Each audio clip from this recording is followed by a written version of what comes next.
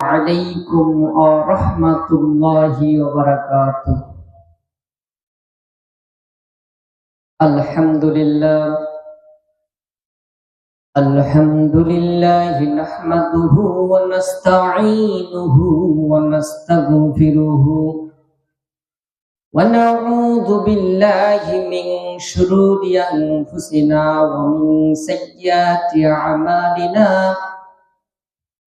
من يهده الله فلا مضل له ومن يضلل فلا هادي له.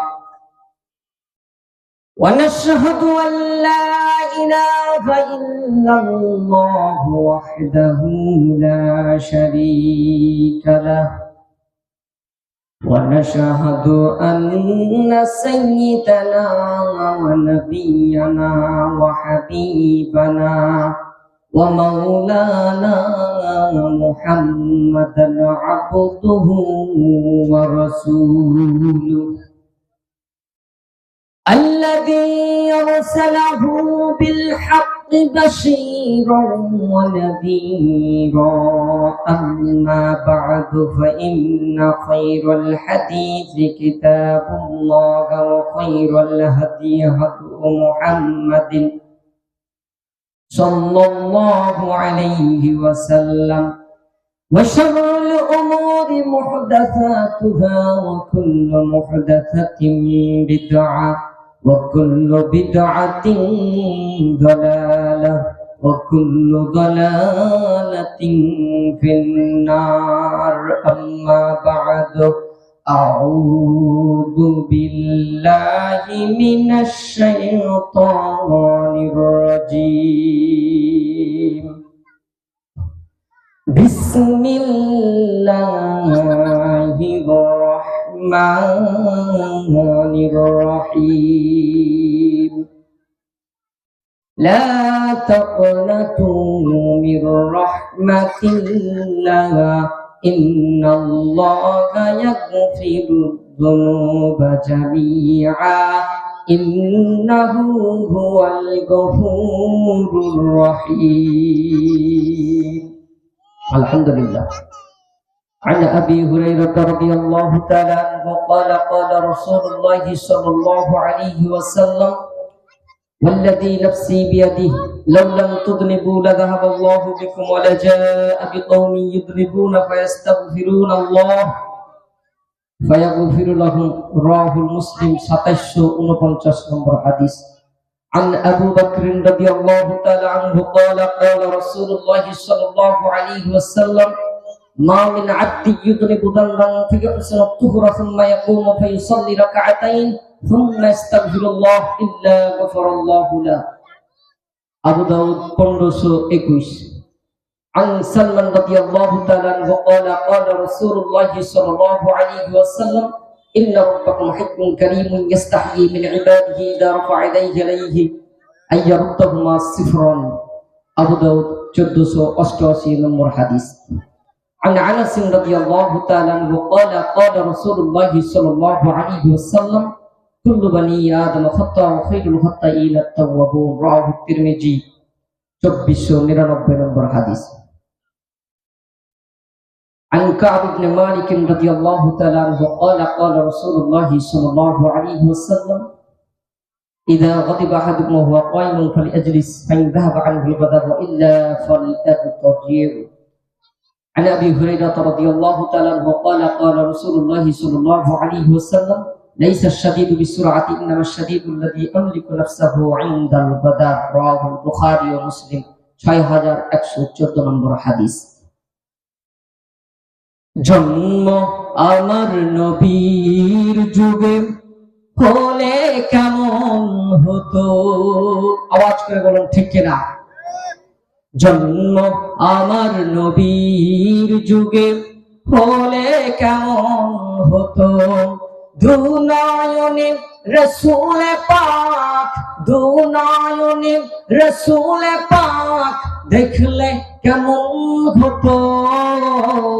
জন্ম আমার নবীর যুগে হলে কেমন হতো।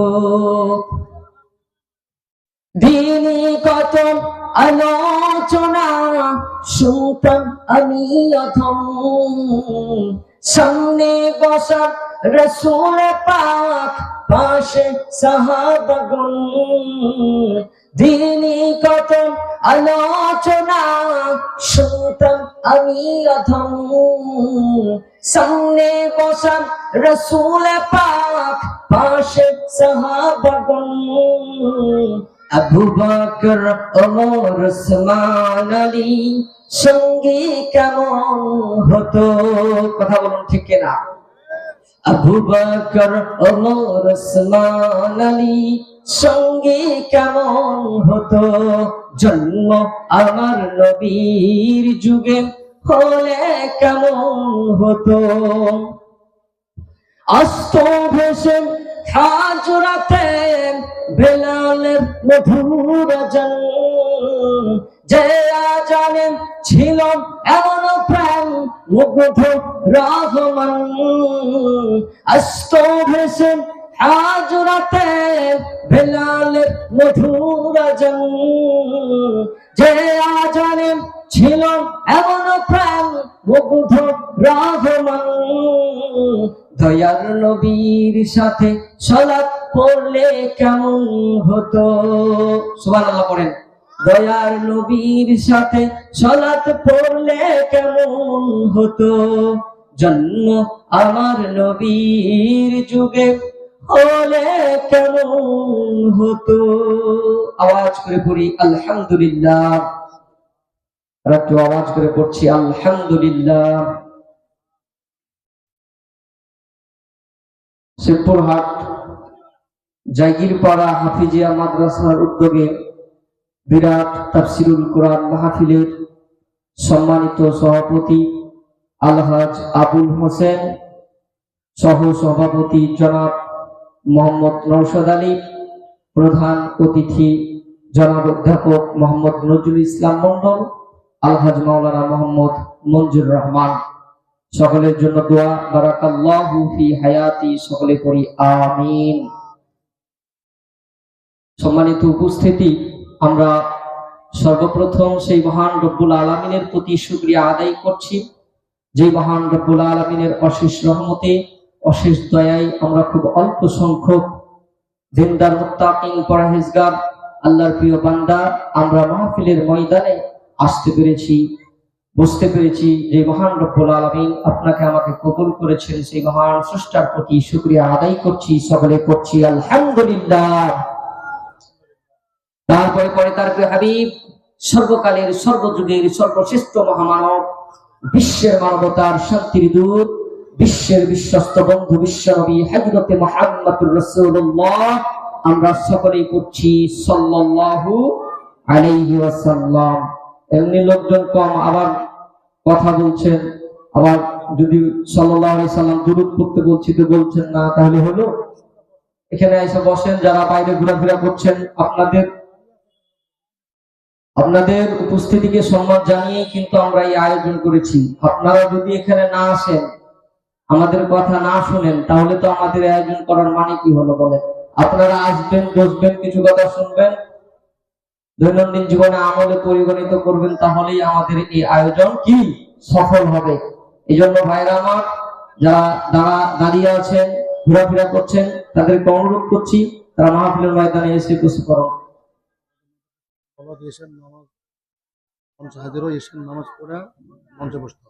আমাদের মাদ্রাসার যারা ছাত্র আছে, তোমরা এখনই এই মাহফিলের ময়দানে চলে আসো, তোমাদেরকে বিশেষভাবে আহ্বান করা হচ্ছে। অবশ্যই তোমরা এই মুহূর্তেই চলে আসো। জি, এছাড়া নামাজের পর মাঠে অবশ্যই বসতে হবে, এখনই চলে আসো, এখনই বলবে। আমার আলোচনার বিষয় আসলে দেখেন, সংক্ষিপ্ত সময়ে কিন্তু আলোচনা হয় না। সংক্ষিপ্ত সময়ে বক্তা যতই ভালো বক্তা হোক, আলোচক যতই ভালো আলোচক হোক, যতই জ্ঞানে জ্ঞানান্বিত হোক না কেন, তার আলোচনা হবে না। তার মানুষ লাগবে, উপস্থিতি লাগবে, শ্রোতা লাগবে। আর বক্তা কথা বললে শ্রোতা উত্তর দিবে, তখনই কিন্তু বক্তার বক্তব্য কি হয়? ভালো হয়। It's not possible discuss detail information in this short time. সংক্ষিপ্ত সময়ে বিস্তারিত আলোচনা করা সম্ভব। তারপরে আমি অল্প সময়ে দু একটা কথা বলেই আমি আমার আলোচনা শেষ করব ইনশাআল্লাহ। আর আশেপাশে এখানে কেউ কথা বলবে না, কথার আওয়াজ আসলে বক্তব্য হবে না। আমার আলোচনার বিষয় হচ্ছে the topic of my discussion is why humans are sinful, অর্থাৎ মানুষ কেন পাপী, মানুষের পাপ হয় কেন, মানুষ পাপ করে কেন। মানুষ তো পাপ থেকে নিজেকে সেভ রাখার জন্য যথেষ্ট চেষ্টা করে, গুনাহ থেকে মুক্ত রাখার জন্য যথেষ্ট চেষ্টা করে, তারপরেও মানুষ পাপ থেকে নিজেকে রক্ষা করতে পারে না। তার কারণ কি? এই কারণ আমাদের জানার দরকার আছে না নাই? কথা বলেন ভাইরা আমার, অবশ্যই জানতে হবে। আপনাদের কাছে আমার প্রশ্ন, সর্বপ্রথম জান্নাতে সর্বোচ্চ সুখের জায়গা, সর্বোচ্চ শান্তির জায়গায় যাদেরকে রাখা হয়েছিল, এনারা কোনো সাধারণ মানুষ নয়, আল্লাহর নবী। তারপরেও আল্লাহ তাআলার হুকুম মানতে ভুলে গিয়েছিলেন কারা? বলতে পারবেন? বলেন তো, কথা বলেন। হযরতে আদম আলাইহিস সালাম ও আম্মা জান হাওয়া আলাইহিস সালাম। এটা সত্য না? তো তিনারা জান্নাতে থেকেও যদি আল্লাহর ওয়ার্ডার ভুলে যান, আল্লাহর হুকুম মানতে ভুলে যান, আমরা তো পৃথিবীতে আছি, ফিতনার ভিতরে আছি, অনেক পরীক্ষার মধ্যে আছি, আমাদের তো ভুল হবেই। কথা বলুন, ঠিক কিনা? সম্মানিত দিনী ভাইরা আমার, মানুষের পাপ কেন হয়, মানুষ কেন পাপ করে? মানুষ তো পাপ থেকে নিজেকে বাঁচাবার জন্য যথেষ্ট চেষ্টা করে, যথেষ্ট পাপ থেকে নিজেকে রক্ষা করার জন্য, সেভ রাখার জন্য চেষ্টা করে। তারপরেও মানুষ কেন পাপ থেকে নিজেকে সেভ রাখতে পারে না? এই ব্যাপারে নবীজি সাল্লাল্লাহু আলাইহি ওয়াসাল্লামকে প্রশ্ন করা হলো। নবীজি সাল্লাল্লাহু আলাইহি ওয়াসাল্লামের কাছে জানতে চাওয়া হলো, ইয়া রাসূলুল্লাহি, ইয়া হাবিবাল্লাহি, মানুষ কেন পাপ করে, মানুষের কেন ভুল হয়? মানুষ তো গুনাহ থেকে নিজেকে সেভ রাখার চেষ্টা করে, তারপরেও পারে না কেন? আমার ভাইরা, নবীজি সাল্লাল্লাহু আলাইহি ওয়াসাল্লাম কি উত্তর দিলেন? আমরা হাদিসের দিকে চলে যাই। সহিহ মুসলিম শরীফের 2749 নম্বর হাদিস, عن أبي هريرة رضي الله تعالى عنه قال قال رسول الله صلى الله عليه وسلم والذي نفسي بيده। হযরত আবু হুরায়রা রাদিয়াল্লাহু তাআলা আনহু থেকে বর্ণিত, তিনি বলেন রাসূলুল্লাহ সাল্লাল্লাহু আলাইহি ওয়াসাল্লাম বলেছেন, ওয়াল্লাযী নাফসি বিয়াদি, সেই আল্লাহর কসম যার হাতে আমার প্রাণ, লাউলাম তুযনিবু লাযাহাবাল্লাহু বিকুম। নবীজি সাহাবীদেরকে বলছেন, তোমাদের যদি পাপ না হতো, তোমাদের যদি গুনাহ না হতো, তোমাদের যদি ভুল না হতো, লাযাহাবাল্লাহু বিকুম, আল্লাহ তাআলা রব্বুল আলামিন তোমাদেরকে উঠিয়ে নিতেন। ওয়ালা জাআ বিকওমিন ইতরিবুনা ফাস্তাগফিরুনাল্লাহ, আর এমন এক জাতিকে পৃথিবীর বুকে নিয়ে আসতেন, এমন এক জাতির আগমন ঘটাতেন যারা গুনাহ করত, ভুল করত, পাপ করত, আর আল্লাহর কাছে ক্ষমা চাইত। ফায়াগফিরুলাহুম, আল্লাহ তাআলা রব্বুল আলামিন তাদেরকে ক্ষমা করে দিতেন। আওয়াজ করে পড়ুন সুবহানাল্লাহ। আর একটু আওয়াজ করে পড়ুন সুবহানাল্লাহ। এখন আমরা হাদিস পেয়ে গেছি, দলিল সহিহ মুসলিম শরীফের 27 নম্বর হাদিস, যে মানুষের পাপ যদি না হতো, if humans had no sins, Allah would remove them and create another nation on the earth. If humans had no sins, Allah would remove them, Allah would remove them, Allah সরিয়ে নিতেন, and create another nation on the earth, এবং অন্য একটা জাতিকে সৃষ্টি করে দিতেন। এখন আমরা তো দলিল পেয়ে গেছি যে মানুষের পাপই যদি না হতো, মানুষকে আল্লাহ কি করতেন? উঠিয়ে নিতেন। তাহলে এখন পাপ করবো নাকি? বলছেন যত প্রকারের চুরি আছে, এই যে লোকের আপনার ওই যে পুকুর আছে না, পুকুরে বিষ দিয়ে দিবেন, বুঝছেন? দলিল তো পেয়েছেন, বিষ দেওয়ার মাছ কোটা মেরে ফেলবেন, অথবা চুরি করে বিক্রি করে দিবেন, ধনী হতে হবে। তারপরে বিড়ি, সিগারেট, মদ, ইয়াবা, হিরোইন, ফেন্সিডিল, আফিম, মরিহুনা, হিং, কোকেন, মরফিয়া, গাঁজা, ট্যাবলেট খায়, যত প্রকারের নেশা আছে ভাই খাবেন, সমস্যা নেই। দলিল তো পেয়েছেন, কারণ আমরা সুবিধাবাদী মুসলমান, ফসলা মশলা আমরা গ্রহণ করি। কিন্তু এটা ফসলা নয়, আমি ব্যাখ্যা করছি, দেখেন কোন দিকে যাচ্ছি। চুরি করবেন, নেশা করবেন, যত প্রকারের আকাম কুকাম রয়েছে দুনিয়া, সব করবেন। অন্যায়, জুলুম, অত্যাচার, একটা মেম্বারের দায়িত্ব আপনাকে দেওয়া আছে, চেয়ারম্যানের দায়িত্ব দেওয়া আছে, আপনি কি করবেন? ধরেন 20 লাখ টাকা বাজেট হয়েছে, বেরিয়ে দেবেন 15 লাখ টাকা, সমস্যা নেই তো। কারণ আপনি কইবেন আল্লাহকে, আল্লাহ পাপ না করলে তো তুই আগে পৃথিবীতে তুই দেখ না, তো আমি কি করবো, পাপ করবো না তো। এটা বোঝাচ্ছে কথা বলেন ভাইরা আমার। রাসূলুল্লাহ সাল্লাল্লাহু আলাইহি ওয়াসাল্লাম এই হাদিসে এই কথা আপনাকে আমাকে বুঝান নাই, পৃথিবীর মানুষকে কথা বুঝান নাই যে মানুষ ইচ্ছাকৃতভাবে পাপ করবে, ইচ্ছাকৃতভাবে গুনাহ করবে, অন্যায় করবে, জুলুম অত্যাচার করবে, চুরি চামারি করবে, সুদ ঘুষ জেনা ব্যভিচার লুচ্চামি বাটপারি দুষ্টামি নষ্টামি শয়তানি যত প্রকারের আকাম কুকাম রয়েছে সব করবে। আর আল্লাহকে বলবে, আল্লাহ গো আমি যদি গুনাহ না করতাম, ভুল না করতাম, তুমি আমাকে এই পৃথিবীতে রাখতে না। এটা আল্লাহ রাসূল সাল্লাল্লাহু আলাইহি সাল্লাম বুঝান নাই, আল্লাহ রাসূল সাল্লাল্লাহু আলাইহি সাল্লাম বুঝিয়েছেন। আপনি আমি হাজারো আল্লাহ যে বিধান দিয়েছেন, রাসূলের যে আদর্শ, সেই আদর্শ মানতে চেষ্টা করব, তারপরেও আপনার আমার কি হয়ে যাবে, মিস্টেক হয়ে যাবে, ভুল হয়ে যাবে, গুনাহ হয়ে যাবে। এই গুনাহ যদি আমি আপনি কি করি, গুনাহের জন্য যদি আল্লাহর কাছে ক্ষমা চাই, আল্লাহ তাআলা রব্বুল আলামিন কি করে দিবেন, ক্ষমা করে দিবে। সুবহানাল্লাহ বলেন। তাহলে এখানে কি অনিচ্ছাকৃতভাবে পাপ, ইচ্ছাকৃতভাবে পাপের কথা এখানে বলা হয় না। আপনি আমি আল্লাহ যে বিধান দিয়েছেন, যে রুলস দিয়েছেন, যে নিয়ম নীতি দিয়েছেন, আমি আপনি মানার চেষ্টা করব, তারপরেও আপনার আমার কি হয়ে যাবে, ভুল হয়ে যাবে। পৃথিবীতে এমন কোন মানুষ নাই, আদম থেকে শুরু করে আজ পর্যন্ত যত মানুষের আগমন ঘটেছে, এমন কোন মানুষ না যে মানুষটি আপনার ভুল না করে, গুনাহ না করে দুনিয়া থেকে বিদায় গ্রহণ করেছেন। কথা বলুন ঠিক কিনা? হয়তো আপনি আমি গুনাহ করছি ইচ্ছাকৃতভাবে, কিন্তু এমন মানুষ আছে যে গুনাহ থেকে নিজেকে সেভ রাখার জন্য নিজের জীবন পর্যন্ত দিয়ে দেয়। কথা বলুন ঠিক কিনা? গুনাহ করতে চাই না, তারপরেও কিন্তু গুনাহ হয়ে যায়। একটা এক্সাম্পল, একটা ড্রাইভার যখন গাড়ি চালায়, তখন সে ড্রাইভার ইচ্ছাকৃতভাবে কি অ্যাক্সিডেন্ট করে বলেন? তিনি কিন্তু সতর্ক, 100 সতর্কতা অবলম্বন করেই কিন্তু গাড়িটা চালায়, তারপরেও কিন্তু তার দ্বারা কি হয়ে যায়, অ্যাক্সিডেন্ট হয়ে যায়। এইরকম অনিচ্ছাকৃতভাবে আমাদের যদি গুনাহ হয়, আমরা আল্লাহর কাছে যদি ক্ষমা চাই, আল্লাহ কি করবেন, ক্ষমা করে দিবেন। অনিচ্ছাকৃতভাবে, ইচ্ছাকৃতভাবে কথা এখানে রাসূলুল্লাহ সাল্লাল্লাহু আলাইহি সাল্লাম কি করেন না, বুঝান নাই।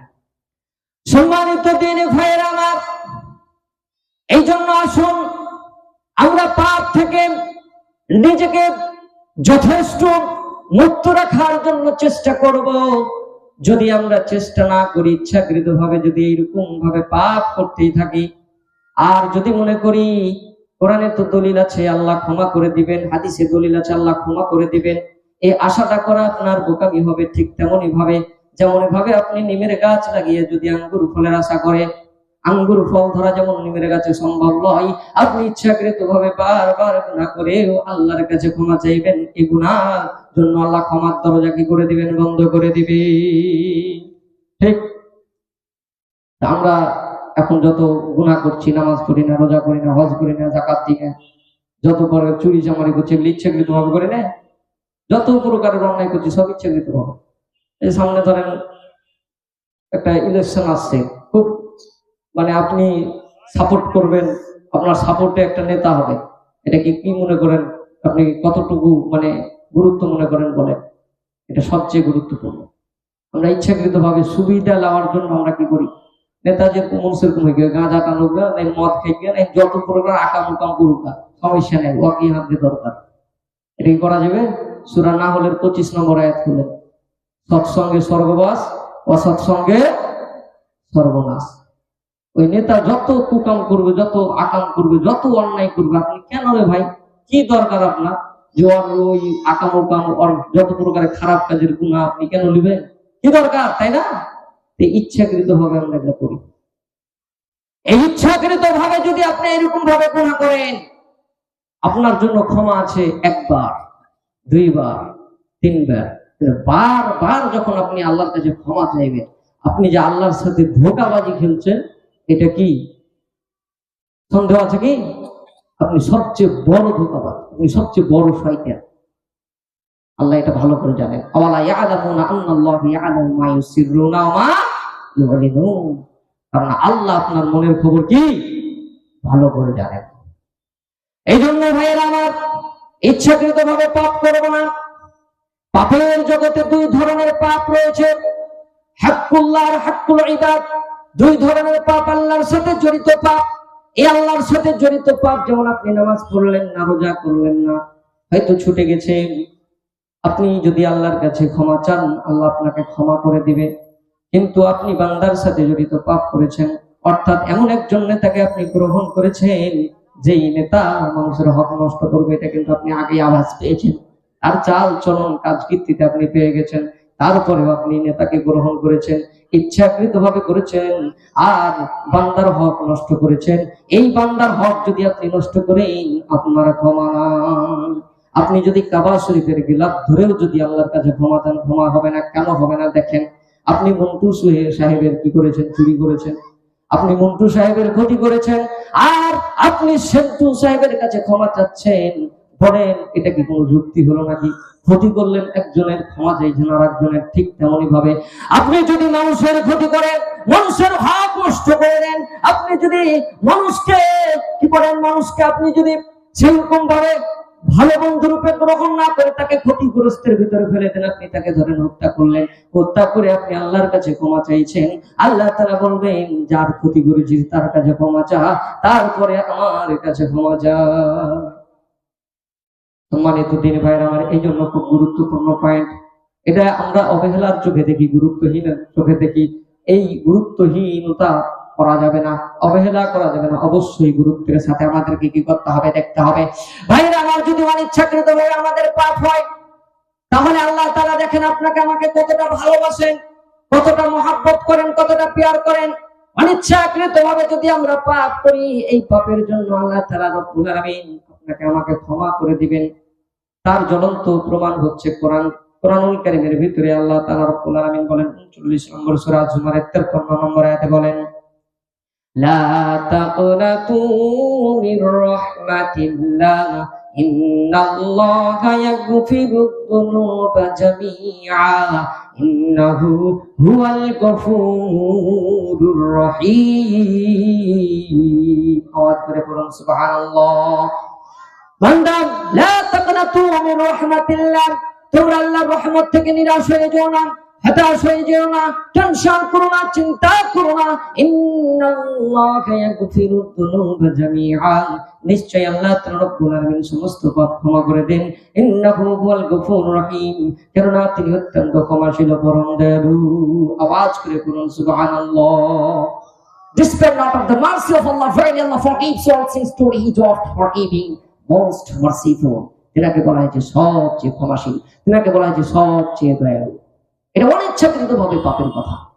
যদি আসমান থেকে জমিন পর্যন্ত, জমিন থেকে আসমান পর্যন্ত এরকম পৃথিবী যদি পরিপূর্ণ হয়ে যায় শুধু পাপ আর পাপ, পাপ আর পাপ, এরকম পাপও যদি হয় অনিচ্ছাকৃত ভাবে, তো সেই পাপের জন্য যদি আপনি আল্লাহর কাছে ক্ষমা চান, আল্লাহ কি বলছেন? ক্ষমা করে দিবেন। কিন্তু বান্দার হক নষ্ট করে ক্ষমা নাই, আর ইচ্ছাকৃত ভাবে বারবার গুনাহ করেও আপনি বারবার আল্লাহর কাছে তওবা করার সুযোগ থাকবে না, কারণ আপনি আল্লাহর সাথে ধোঁকাবাজি খেলছেন। এখানে আল্লাহ তাআলা দেখেন কত মায়া মহব্বত করেন। আপনি একজনের চাকরি করেন, আপনার মনিব আছে, যে মনিবের আপনি 30 বছর যাবত কাজ করেন, সেই মনিব যদি আপনার একটা ভুল হয়, মনিব আপনাকে কি করে দেয়? খেয়ানত দিয়ে দেয়, আপনার চাকরি বাদ দিয়ে দেয়। অথচ আল্লাহ কত মহব্বত করেন, কত প্যার করেন, কত ভালোবাসেন, যে জমিন থেকে শুরু করে আসমান পর্যন্ত পাপ হয়ে যাচ্ছে, তারপরে আল্লাহ বলছে তোমরা কি করিও না, চিন্তা করো না, টেনশন করো না, আমি আল্লাহ তোমাকে কি করে দিব? ক্ষমা করে দিব। সকলে পড়ি সুবহানাল্লাহ। সম্মানিত দিনী ভাইরা আমার, এখানে একটা ঘটনা আছে, এতে তাফসীর পড়বেন।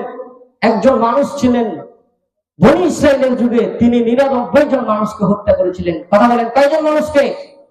99 জন মানুষকে হত্যা করেছিলেন। আমি সংক্ষেপে করে দিচ্ছি, কারণ এটা বিস্তারিত বলতে গেলে সময় হবে না। তো 99 জন মানুষকে হত্যা করার পরেও তিনি আল্লাহর কাছে কি করেছিলেন? ক্ষমা চেয়েছিলেন, তাওবা করেছিলেন, যার কারণে আল্লাহ তাকে কি করে দিয়েছিলেন? ক্ষমা করে দিয়েছিলেন। সকলে পড়ি সুবহানাল্লাহ। এখন মনে করছি যে দলিল তো আবার পেয়ে নিল, মানুষ হত্যা করলো ক্ষমা পাওয়া যায়, তাহলে তো শুরু করে দেবো নাকি? বলছেন নাউযুবিল্লাহ করেন।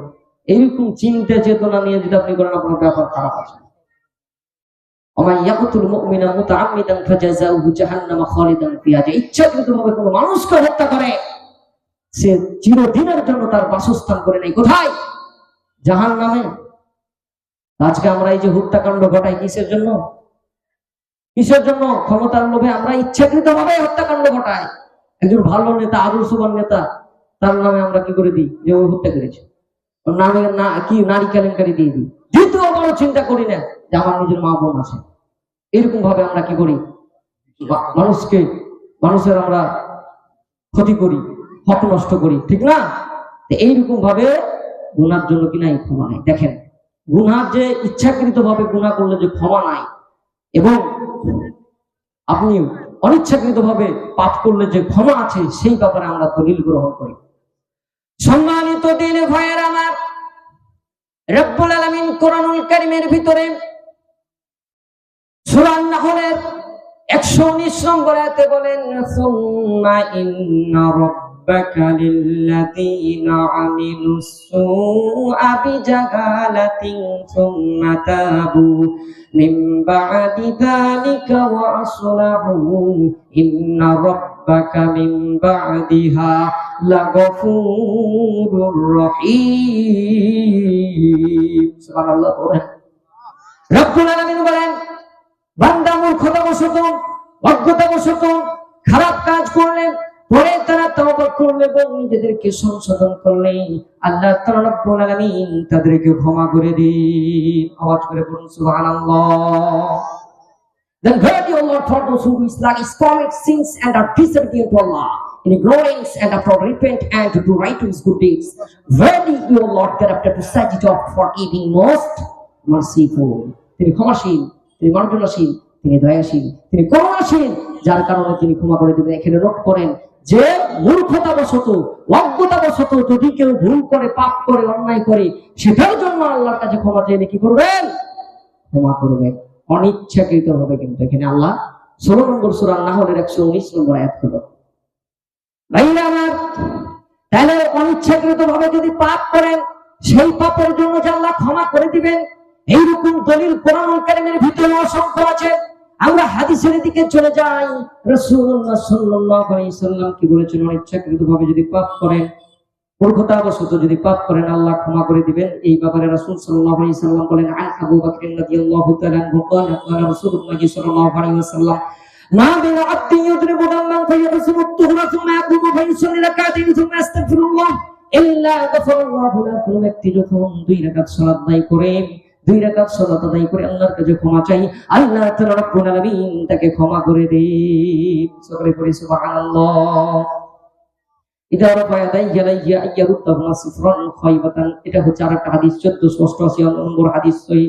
আপনারা আবু দাউদ শরীফের হাদিস। ভাইয়ের আমার, রাসূলুল্লাহ সাল্লাল্লাহু আলাইহি ওয়াসাল্লাম বলেন, কোন ব্যক্তি যখন 2 হাত উত্তোলন করে আল্লাহর কাছে কি কয়? আল্লাহর কাছে ক্ষমা চাই, আল্লাহ তাআলা রব্বুল আলামিন তাকেও কি করে দেন? ক্ষমা করে দেন। রব্বুল আলামিনের কাছে তাওবা করবেন কিভাবে? আল্লাহকে আপনার নিজের ভুলটাকে স্বীকার করে নিয়ে আল্লাহর কাছে অনুতপ্ত হয়ে অনুশোচনা করে আল্লাহকে বলবেন, রব্বুল আলামিন তুমি ছাড়া আমার কেউ নাই, আমি কোথায় যাবো গো মাবুদ? আমার যদি গুনাহের দিকে তুমি তাকাও, সবই শুধু গুনাহ গুনাহ গুনাহ গুনাহ, পাপ আর পাপ তুমি দেখতে পাবে গো মাবুদ। তুমি আমার একটা নেক আমলের দিকে তাকায়া তুমি দয়া করে, মায়া করে তুমি আমার পাপগুলোকে ক্ষমা করে দাও। আল্লাহকে আল্লাহর কসম, আপনি চোখের পানি ছেড়ে দিয়ে অনুতপ্ত হয়ে অনুশোচনা করে যখন আপনি আল্লাহর কাছে এরকম ভাবে ক্ষমা চাইবেন, আল্লাহ তাআলা রব্বুল আলামিন আপনাকে ক্ষমা করে দিবে। সকলে পড়ি সুবহানাল্লাহ। আল্লাহকে বলবেন, আল্লাহ ও গো আল্লাহ, ক্ষমা করে দাও, মাফ করে দাও। আল্লাহ ও গো আল্লাহ, ক্ষমা করে দাও, মাফ করে দাও। যতদিন জীবন বিনা বাজিবে, সুপথে চালাও, মাফ করে দাও। আল্লাহ ও গো আল্লাহ, ক্ষমা করে দাও, মাফ করে দাও। সকলে বলি আমিন। সম্মানিত দিনী ভাইরা আমার, সময় কিন্তু খুবই সংক্ষিপ্ত। আমি আগে বলেছি, it's not possible discuss detailed information in this short time. সংক্ষিপ্ত সময়